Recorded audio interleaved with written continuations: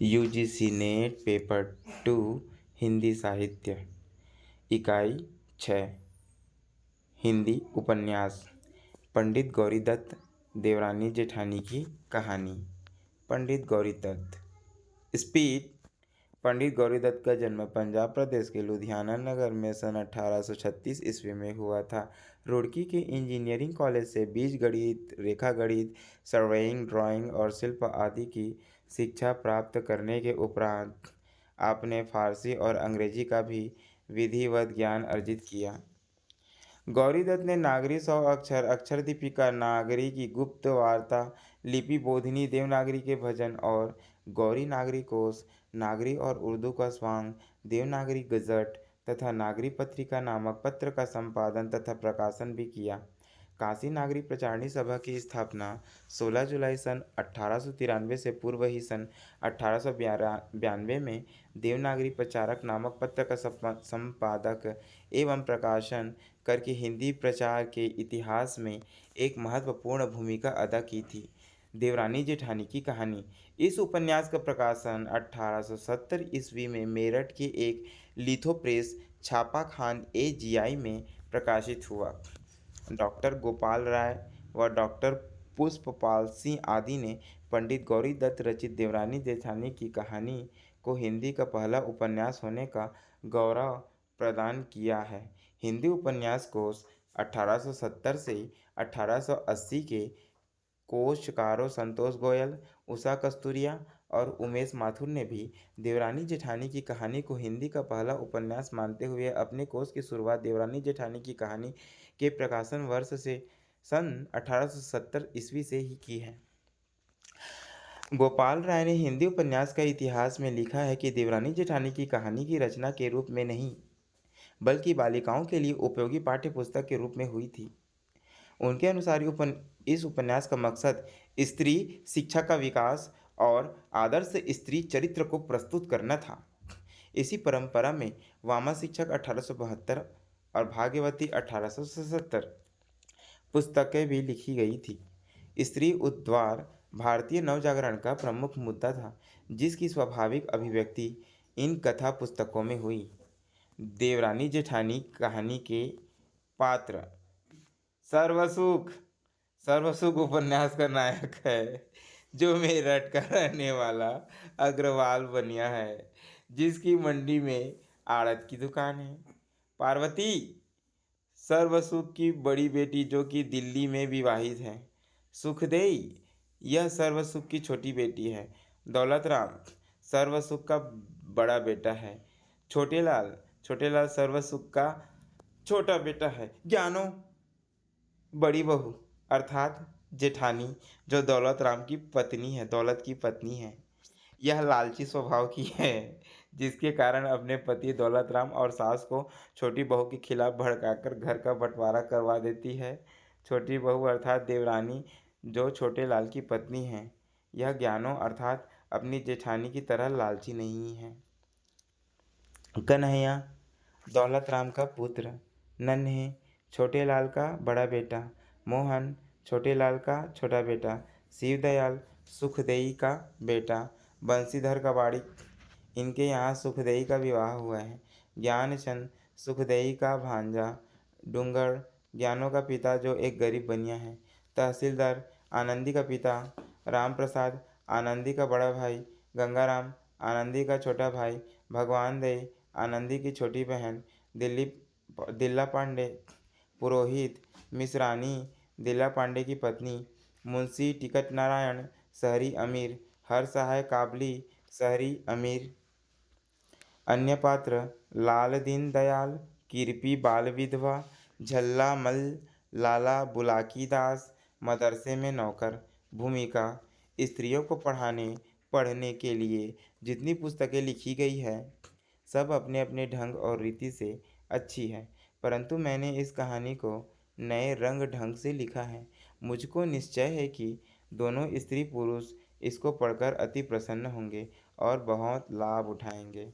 जब मुझको यह निश्चय हुआ कि स्त्री स्त्रियों की बोली और पुरुष पुरुषों की बोली पसंद करते हैं, जो कोई स्त्री पुरुषों की बोली व पुरुष स्त्रियों की बोली बोलता है, को नाम धरते हैं।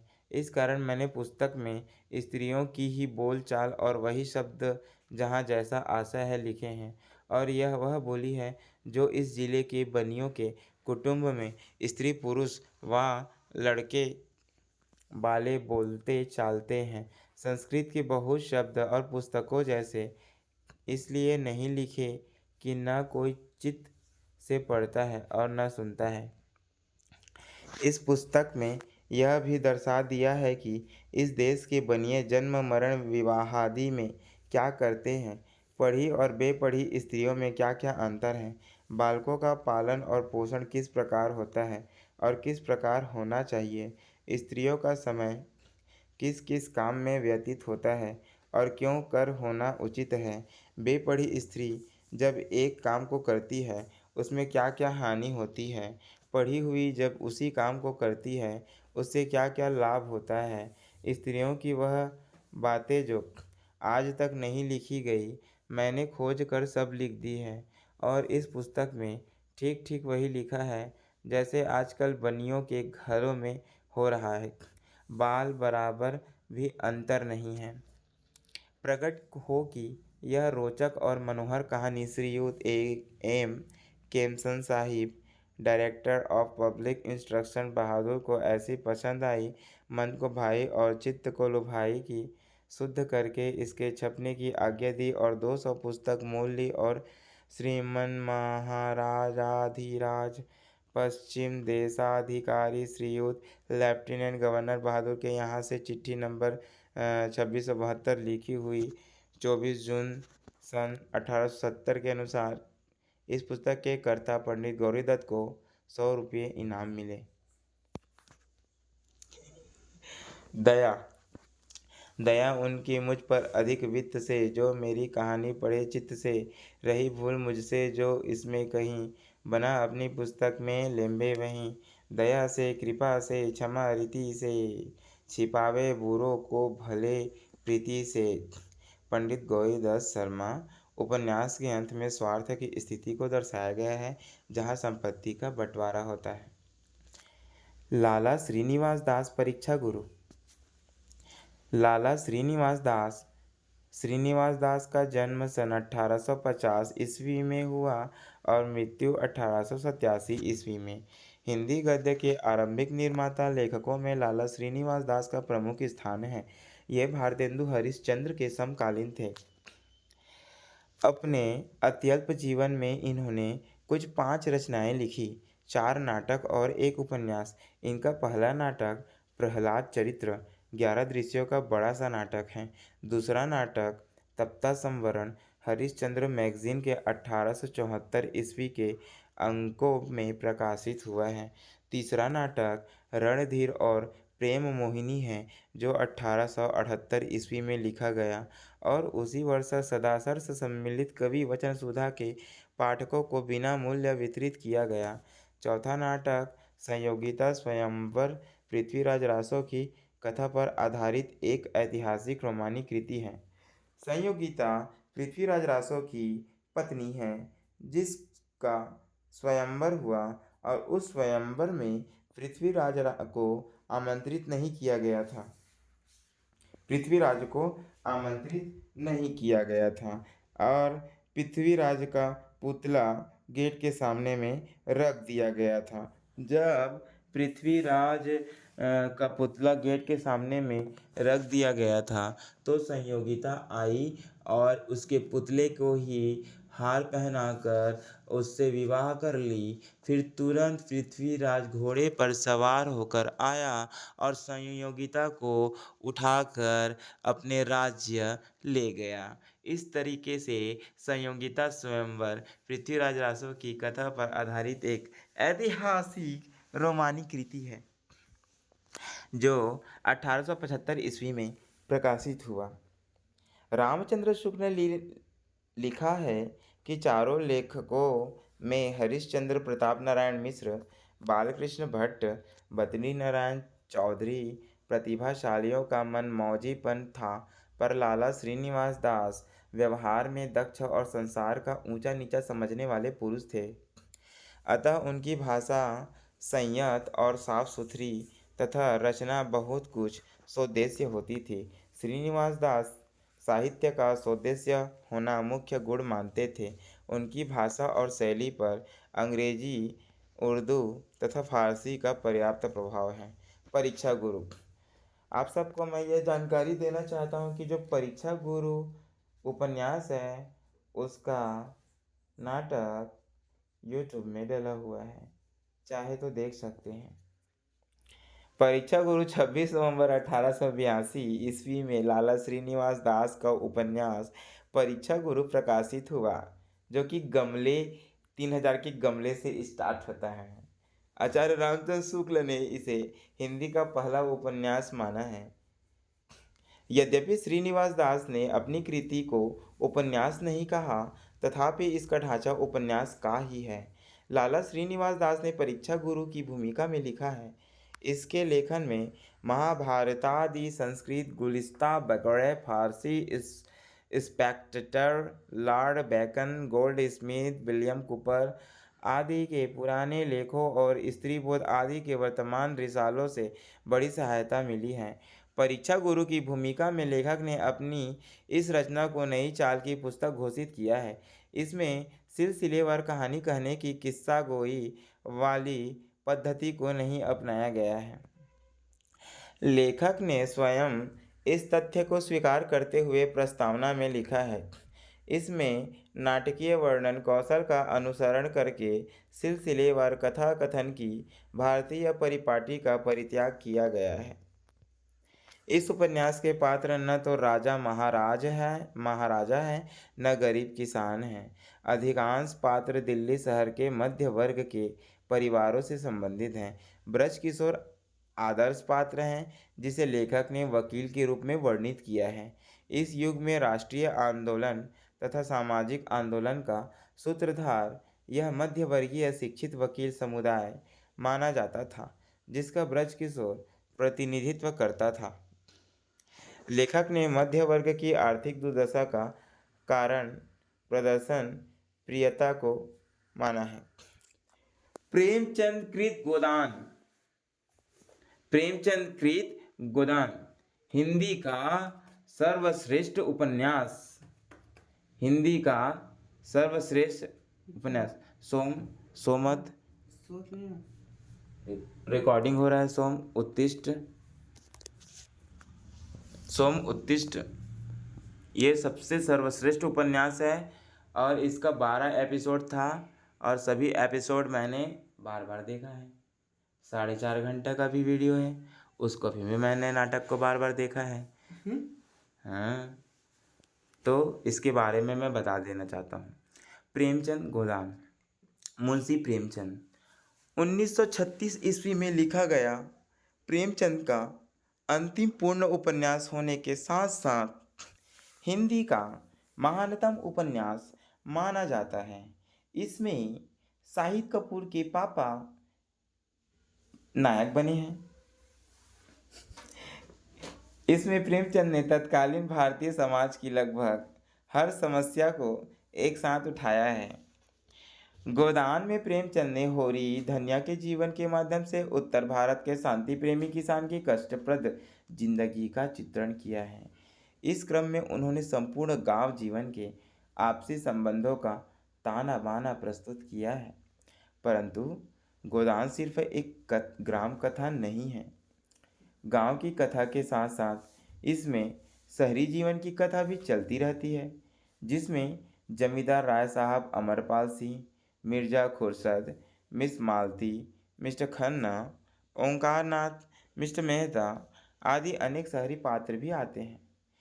ये दोनों कथाएं गोदान में अलग अलग होते हुए भी साथ साथ चलती है। आचार्य नंद दुलारे वाजपेयी ने गोदान की तुलना एक ऐसे मकान से की है जिसके दो अलग अलग खंडों में दो परिवारों के रूप में गांव तथा शहर रहते हो और जो कभी कभी एक दूसरे से मिल लेते हो। अवध प्रांत में 5 मील के फासले पर दो गांव हैं, सेमरी और बेलारी। होरी बेलारी में रहता है। होरी शाहिद कपूर के पापा और राय साहब अमरपाल सिंह सेमरी में रहते हैं। खन्ना मालती और डॉक्टर मेहता लखनऊ में रहते हैं। मुख्य पात्र होरी, केंद्रीय पात्र गरीब किसान। धनिया होरी की पत्नी एवं जुझारू पात्र, बहुत जुझारू जिसको बोलते हैं ना, सबसे अच्छा पात्र धनिया, जुझारू पात्र, बहुत मजा आता है। गोबर होरी का पुत्र। अब गोबर के बारे में मैं एक कहानी बता देना चाहता हूँ। गोबर एक विधवा को भगा के अपने पिताजी के घर, होरी के घर ले आता है और खुद कमाने के लिए भाग जाता है। और जब उसका बच्चा पैदा होता है, उसके 1 साल बाद आता है, तो उसको पता भी नहीं रहता कि उसका बच्चा लड़का है कि लड़की। और फिर जब दोबारा वो कमाने जाता है तो उसका जो बच्चा रहता है वो मर जाता है और एक बच्ची पैदा हो जाती है। धन्या होरी की पत्नी एवं जुझारू पात्र। ये बहुत परिश्रम करती है, सबका सुख दुख में साथ देती है और हमेशा पहले सास ससुर का सेवा करती है बच्चा पैदा होने तक, उसके बाद भी अपने पति के साथ जाती है और गरीबी से जीवन जीती है। गोबर होरी का पुत्र। सोना और रूपा होरी की पुत्रियां। सोना और रूपा। सोना का शादी होता है बहुत मुश्किल से और रूपा का शादी एक बूढ़े के साथ होता है पैसे की कमी के कारण। होरी की पुत्री या पंडित दाता दीन, महाजन। इन लोग खाली लूटते रहते हैं, गिरवी रख लेते हैं और फिर आधा पैसा दो करके बहुत टॉर्चर करते हैं। 20 रुपया का 100 रुपया ब्याज लेते हैं। पंडित माता दीन, दाता दीन का पुत्र। दुलारी सहुआइन, पटेश्वरी लाल झिंगुरी सी। झुनिया सिलिया भोला नोरी हीरा पुनिया शोभा। राय साहब और उनकी बेटी मीनाक्षी। डॉक्टर मेहता दर्शन शास्त्र के विद्वान और प्रोफेसर। मिस मालती आधुनिक स्त्री डॉक्टर। सरोज मालती की बहन। सरोज से मुझे एक कहानी याद आया। सरोज स्मृति सूर्यकांत त्रिपाठी द्वारा रचित एक दुखांत कविता है जिसमें सरोज, जो कि उसकी पुत्री है, उसकी 18 वर्ष में मृत्यु हो जाती है और वो अपने पुत्री का ब्याह न कराने, डोली में न बैठाने, इस तरीके से वर्णन करते हुए अपने दुख को व्यक्त करते हैं। मिस्टर खन्ना, मिस मालिक और बैंकर। गोविंदा खन्ना की पत्नी व आदर्श भारतीय स्त्री। संपादक ओंकार नाथ, मिस्टर तनखा और मिर्जा खुर्शद। डॉक्टर रामविलास शर्मा ने लिखा है, गोदान के किसी एक पात्र को प्रेमचंद का प्रतिनिधि पात्र नहीं कहा जा सकता, लेकिन अगर मेहता से होरी को जोड़ा जा सके तो जो व्यक्ति बनेगा वह कुछ प्रेमचंद से मिलता जुलता होगा। मेहता में यदि उन्होंने अपने विचार डाले हैं तो होरी में बराबर परिश्रम करते रहने की दृढ़ इच्छा शक्ति। डॉक्टर नगेंद्र के अनुसार प्रेमचंद के साहित्य पर सर्वत्र शिव का शासन है। सत्य और सुंदर शिव के अनुचर होकर आते हैं। उनकी कला स्वीकृत रूप में जीवन के लिए थी और जीवन का अर्थ उनके लिए वर्तमान सामाजिक जीवन ही था। डॉक्टर रामविलास शर्मा ने लिखा है, चरित्र चित्रण में प्रेमचंद पात्र की व्यक्तिगत विशेषताओं में बैठते हुए भी परिस्थितियों के अनुसार उसका उत्थान पतन दिखाते चलते हैं। सारा व्यापार अत्यंत स्वाभाविक और मानव सुलभ हो उठता है और पाठक पर सत्यता की छाप डालता है। हजारी प्रसाद द्विवेदी, बाण भट्ट की आत्मकथा हजारी प्रसाद द्विवेदी, मूल नाम बैजनाथ द्विवेदी, जन्म 19 अगस्त 1907, दुबे का छपरा गांव, बलिया, उत्तर प्रदेश। उपन्यास बाण भट्ट की आत्मकथा पुनर्वा अनामदास का पोथा चारू चंद्रलेख, बाणभट्ट की आत्मकथा उपन्यास सन 1946 ईस्वी में प्रकाशित हुई। कथा सूत्र: इसमें मध्यकालीन इतिहास के एक छोटे से कालखंड को आधार बनाया गया है। 7वीं शताब्दी का इतिहास और समाज इस उपन्यास में जीवंत हो उठा है। उपन्यास के केंद्र में है बाणभट्ट का जीवन, जो इस राष्ट्रीय अस्मिता की प्रतीक देवपुत्र तुवर मिलिंद की कन्या भट्टिनी की मुक्ति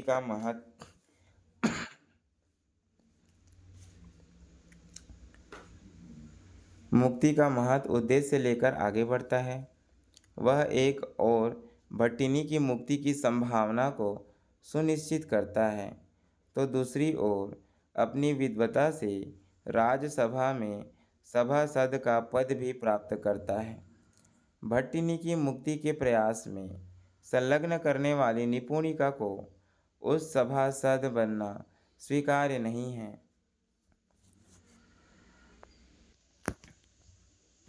कथा सूत्र: इसमें मध्यकालीन इतिहास के एक छोटे से कालखंड को आधार बनाया गया है। 7वीं शताब्दी का इतिहास और समाज इस उपन्यास में जीवंत हो उठा है। उपन्यास के केंद्र में है बाणभट्ट का जीवन, जो राष्ट्रीय अस्मिता की प्रतीक देवपुत्र तुवर मिलिंद की कन्या भट्टिनी की मुक्ति का महत उद्देश्य लेकर आगे बढ़ता है। वह एक और भट्टिनी की मुक्ति की संभावना को सुनिश्चित करता है, तो दूसरी ओर अपनी विद्वता से राज्यसभा में सभासद का पद भी प्राप्त करता है। भट्टिनी की मुक्ति के प्रयास में संलग्न करने वाली निपुणिका को उसका सभासद बनना स्वीकार्य नहीं है, क्योंकि उसे इस बात का डर है कि राज्यसभा का अंग बन जाने के बाद बाणभट्ट भट्टिनी की मुक्ति के महान उद्देश्य से भटक जाएगा, या कि जनता की आशा आकांक्षाओं को पुरजोर ढंग से अभिव्यक्त करने वाला बाणभट्ट राजसत्ता के चक्कर में चाटुकारिता के चंगुल में फंस जाएगा। लेकिन बाणभट्ट अपने उद्देश्य और कर्तव्य के प्रति जागरूक है, इसलिए वह अंत तक स्त्री मुक्ति के अभियान के प्रति प्रतिबद्ध दिखाई पड़ता है। किंतु इसके साथ ही एक बात उभर कर सामने आती है, और वह है राजसत्ता से बौद्धिक वर्ग की जुड़ने की लालसा। हालांकि इस उपन्यास में एक कवि के रूप में बाण को सत्ता सुख के पीछे भागते हुए नहीं दिखाया गया है, फिर भी राजसत्ता में उसको सभासद चुन लिए जाने के बाद बौद्धिक वर्ग का चरित्र अपने आप उजागर हो जाता है। यहाँ वह आज के मध्यवर्गीय शिक्षित समुदाय का प्रतिनिधित्व करता है, जो अपनी सुख सुविधा का पूरा रखते हुए भी खुद को क्रांतिकारी और जनवादी सिद्धि करता है। इसलिए बाण को जीवित व्यक्ति पर काव्य न लिखने की चेतावनी अकारण नहीं है। प्रकारांतर से यह चेतावनी दरबारी संस्कृति से विरत रहकर अपने रचनात्मक अस्तित्व को बचाए रखने के लिए ज़्यादा महत्वपूर्ण लगती है। लेकिन बाणभट्ट सभासद पद स्वीकार करके आज के बुद्धिजीवी समुदाय की चारित्रिक विशेषता को उजागर कर देता है, और यही पर यह उपन्यास समकालीनता से जुड़ जाता है। कृष्ण भक्त नेत्र खोले, परमात्मा के पास अभी नहीं जाना है, अभी उसमें टाइम है। कृष्ण भक्त स्त्री मुक्ति चेतना, राष्ट्रीय स्वातंत्र्य आंदोलन, सांप्रदायिक चेतना, राजनीतिक अस्थिरता, जाति पात एवं ऊंच नीच के भेद पर आधारित सामाजिक वैषम्य जैसे अनेक मुद्दे इस उपन्यास को समकालीन यथार्थ से जोड़ते हैं। अपने श्वास को नाभि तक महसूस करें और पैर के अंगूठे तक महसूस करें, फिर आपको आपका कृष्ण प्राप्त हो जाएगा। तन मन धन से प्राप्त करें, अभी 2 मिनट में प्राप्त होगा आपको। समता की भावना और मनुष्य को सर्वोपरि सिद्ध करने की सिद्धि करने की सिद्धि सिद्धि करने की दृढ़ आकांक्षा इस उपन्यास की मूल अवधारणा है। मुझे आत्मसिद्धि प्राप्त हो चुका है, जो इस अवधारणा को व्यापक राष्ट्रीय और सामाजिक सांस्कृतिक संदर्भ में रूपायित करती है। संपूर्ण उपन्यास 20 उच्छ्वासों में बांटा हुआ है। बाणभट्ट की आत्मकथा उपन्यास में बाणभट्ट 7वीं शताब्दी के हर्ष युग के सामाजिक, राजनीतिक, धार्मिक तथा आर्थिक स्थिति के ऐतिहासिक तत्वों पर प्रकाश डाला गया है। प्रमुख पात्र। मूल कथा बाणभट्ट भट्टिनी और निपुणिका के संबंधों के माध्यम से बुनी हुई गई है, लेकिन यह इन तीनों प्रमुख पात्रों के आपसी संबंधों की ही कहानी नहीं है, बल्कि तीनों के जीवन संघर्ष और एक सामाजिक राजनीतिक उद्देश्य की प्राप्ति के संघर्ष की भी कहानी है। बाणभट्ट एक ऐतिहासिक पात्र है, लेकिन उसका चित्रण ऐतिहासिक और काल्पनिक दोनों के संयोग से किया गया है।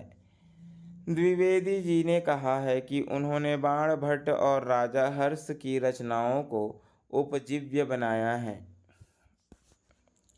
निपुणिका।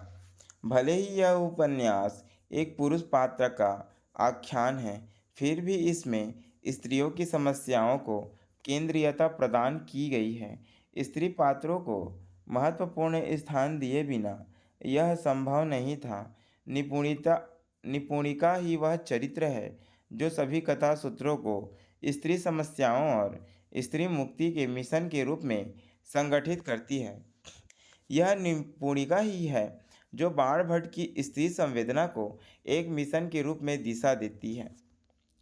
भट्टिनी या राजकुमारी चंद्रदधिची। यह पात्र देवपुत्र तुवर मिलिंद की पुत्री के रूप में वर्णित चित्रित है, जिसका अपहरण स्थानीश्वर के छोटे राजकुल ने किया है। भट्टिनी को असंख्य घर्षिता, अपहृता, अपमानिता भारतीय स्त्रियों के प्रतिनिधि चरित्र के रूप में चित्रित किया गया है। भट्टिनी छोटे राजकुल में बंदिनी है। उसके पिता तुवर मिलिंद भट्टिनी की खोज का सब प्रयास कर चुके हैं और असफल है। पुत्री के शोक में वह किंकर्तव्य विमूढ़ है। बाण और न्यूनिया एक उत्सव के समय छोटे राजकुल के अंतःपुर की सारी सुरक्षा व्यवस्था को चकमा देकर उसका उद्धार करते हैं। भट्टिनी को चोरी छिपे राजकुल से निकालकर उसके पिता से मिलाने के क्रम में ही उपन्यास समाप्त होता है। भट्टिनी की मुक्ति और उसे उसके पिता से मिलाने का उद्देश्य बहुत से राजनीतिक और सामाजिक अर्थों से गर्भित है। महामाया एक अन्य प्रमुख और प्रभावशाली स्त्री पात्र हैं।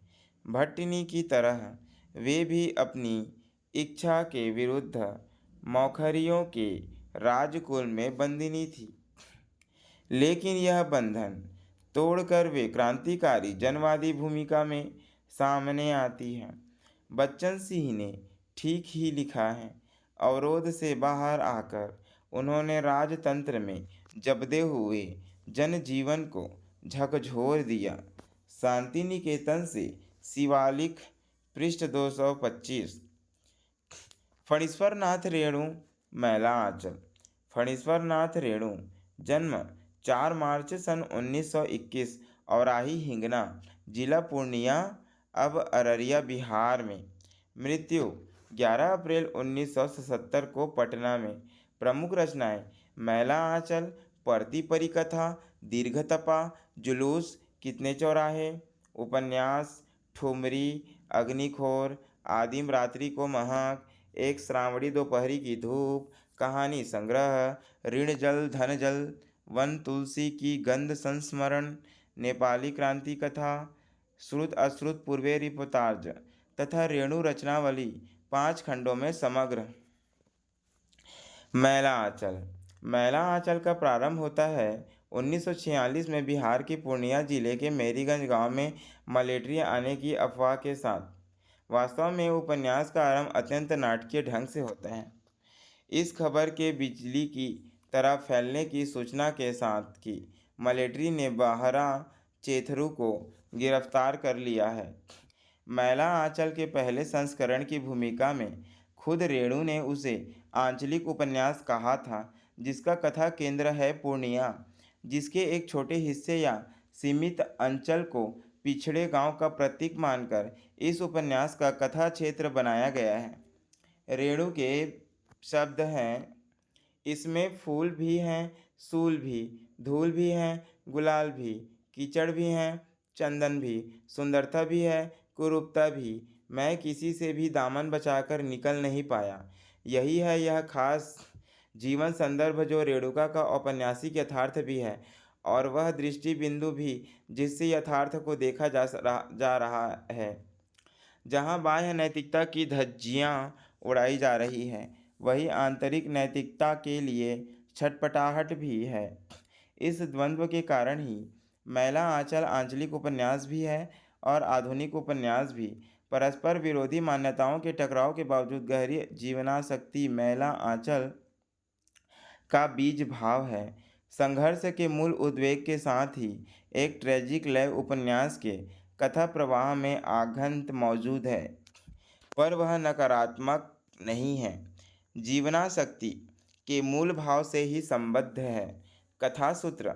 1946 में उपन्यास के घटनाक्रम को आरंभ करते समय रेणु 1942 के जन आंदोलन के प्रभाव व पृष्ठभूमि को भी साथ ही चित्रित कर देते हैं। गांव की सामान्य रूपरेखा, उसका इतिहास और विकास तो वे आगे चलकर बताते हैं, लेकिन गांव की सामाजिक पृष्ठभूमि, उसका जातिगत विभाजन, उसका मानसिक पिछड़ापन वे पहले अध्याय में ही प्रस्तुत कर देते हैं।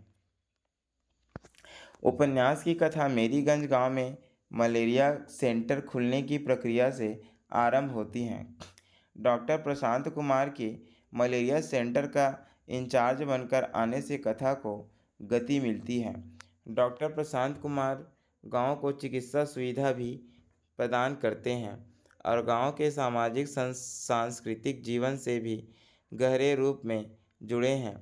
तहसीलदार विश्वनाथ प्रसाद की बेटी कमली के रोग का उपचार करते दोनों प्रेम बंधन में बंधते हैं।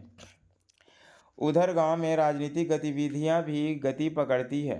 बालदेव कांग्रेस कार्यकर्ता व स्वतंत्रता सेनानी है, लेकिन गांव में वह कोई सक्रिय राजनीतिक गतिविधि नहीं करता, जबकि कालीचरण आदि सोशलिस्ट पार्टी के सक्रिय कार्यकर्ता बनकर गांव में क्रांति का प्रचार करते हैं।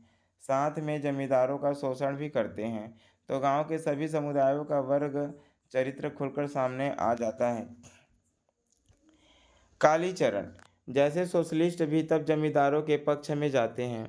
डॉक्टर प्रशांत कुमार को संथालों से सहानुभूति है, तभी वह 1947 के बाद के आज़ाद भारत के कम्युनिस्ट होने के आरोप में गिरफ्तार कर लिए जाते हैं।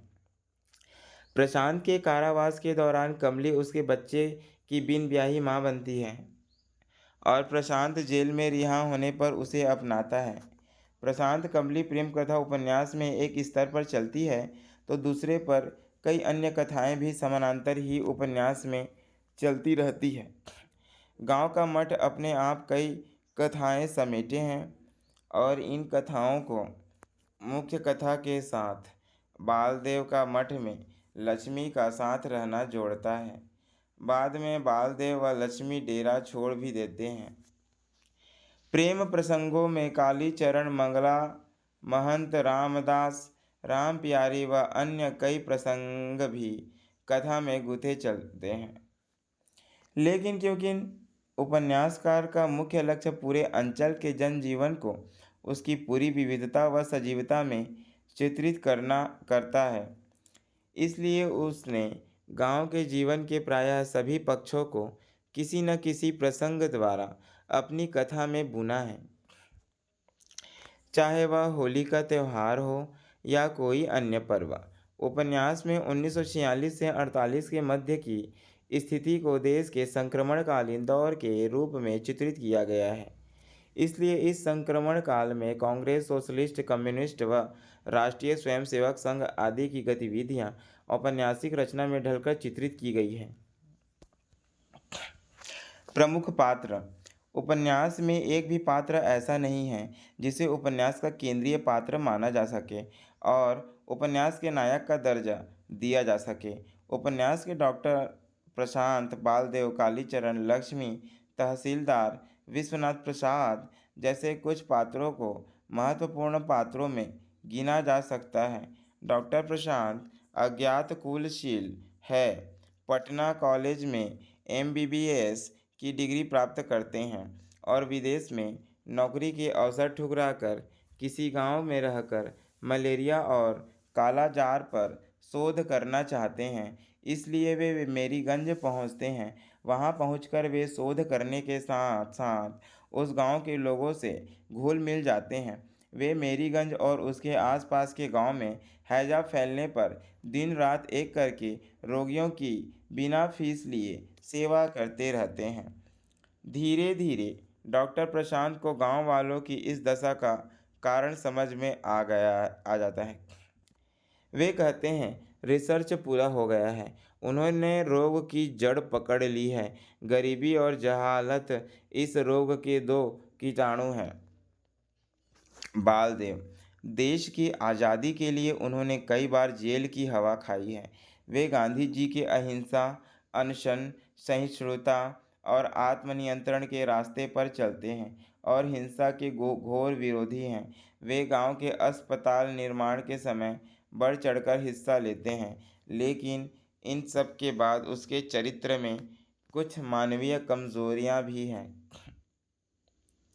कालीचरण मेरीगंज की पिछड़ी जातियों के सम्मान को जगाने का प्रयत्न करता है और उसी के प्रयत्नों के फलस्वरूप तंत्रीमा टोली की पंचायत निर्णय लेती है कि कोई औरत अब बाबू टोला के किसी आंगन में काम करने नहीं जाएगी। अन्याय का पुरजोर ढंग से विरोध करता है। पढ़ा लिखा न होने पर भी वे अंधविश्वासी नहीं हैं। तहसीलदार विश्वनाथ प्रसाद मैला आंचल के प्रमुख पात्रों में से एक हैं। तहसीलदार ने अपनी तिकड़म, चालाकी और बेईमानी से मेरीगंज की 1000 बीघे ज़मीन पर अकेले कब्जा जमा रखा है। उनके दादा छल कपट से परबंगा एस्टेट में मिल गए। उनके पिता ने भी जीवन भर छल प्रपंच का सहारा लिया और अब विश्वास प्रसाद भी अपने बाप दादाओं के नक्शे कदम पर है। लक्ष्मी। इस संसार में उनका कोई भी नहीं है। उनके पिता की मृत्यु भी हो चुकी है। महंत सेवादास ने उन्हें अपनी बेटी की तरह पालने का वचन दिया था, लेकिन उसी सेवादास ने उसे अपनी काम वासना का शिकार बनाया।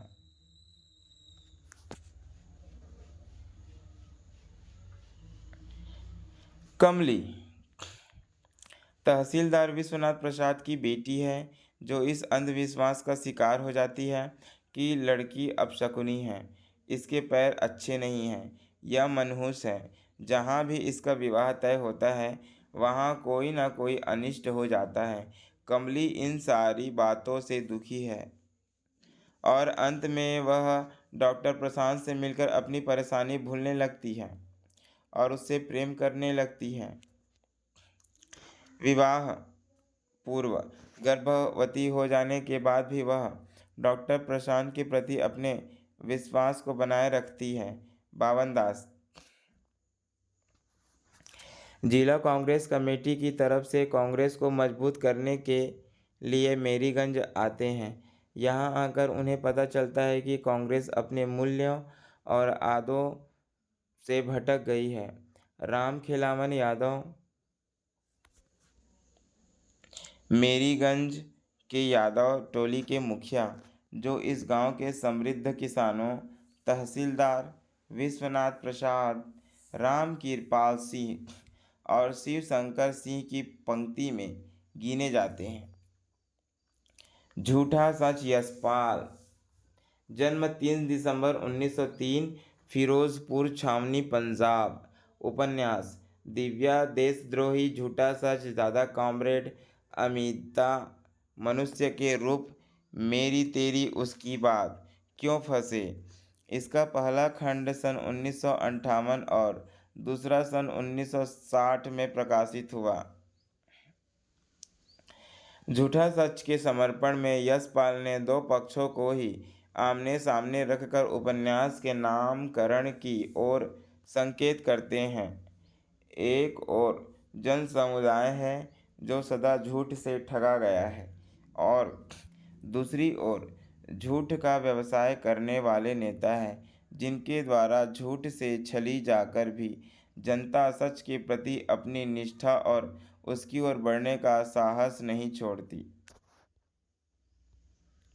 झूठा सच के प्रथम भाग वतन और देश का आधार 1943 से लेकर 1947 तक के राजनीतिक धरातल पर सामाजिक घटनाएं हैं। मुख्य कथा प्रसंग 1947 का ही है। यह वह समय था जब देश दो भागों में बांटा गया था। सीमावर्ती प्रदेशों में भी सांप्रदायिक दंगे हो रहे थे। परिणाम स्वरूप वहाँ के सर्वसाधारण का जीवन विषाक्त, त्रस्त और अस्त व्यस्त हो गया था। काल की दृष्टि से ऐसे उपन्यास की कथा वस्तु के लिए इससे अधिक प्रभावपूर्ण और करुण समय शायद ही और कोई हो सकता। झूठा सच में देश विभाजन की विभत्स और करुण घटनाओं का सजीव चित्रण हुआ है। यह उपन्यास दो भागों वतन और देश तथा देश का भविष्य में पूर्ण हुआ है। प्रथम भाग वतन और देश 1958 में प्रकाशित हुआ था। दूसरा भाग देश का भविष्य जनवरी 1960 में प्रकाशित हुआ था। झूठा सच राजनीतिक, ऐतिहासिक और सामाजिक तीनों ही दृष्टियों से विशेष महत्व रखता है। पूर्वार्ध वतन और देश का आधार सन 1947 की क्रांति है, जिसके परिणाम स्वरूप लाखों हिंदुओं तथा मुसलमानों को दुख सहना पड़ा और वे बेघर हो गए। द्वितीय भाग देश का भविष्य देश के विभाजन के पश्चात पाकिस्तान से आए हिंदुओं की दशा, उनका रहन सहन, संपूर्ण देश का निर्माण और उन्नति, जनता की आशाओं तथा विचारों की आधारशिला पर निर्मित स्वस्थ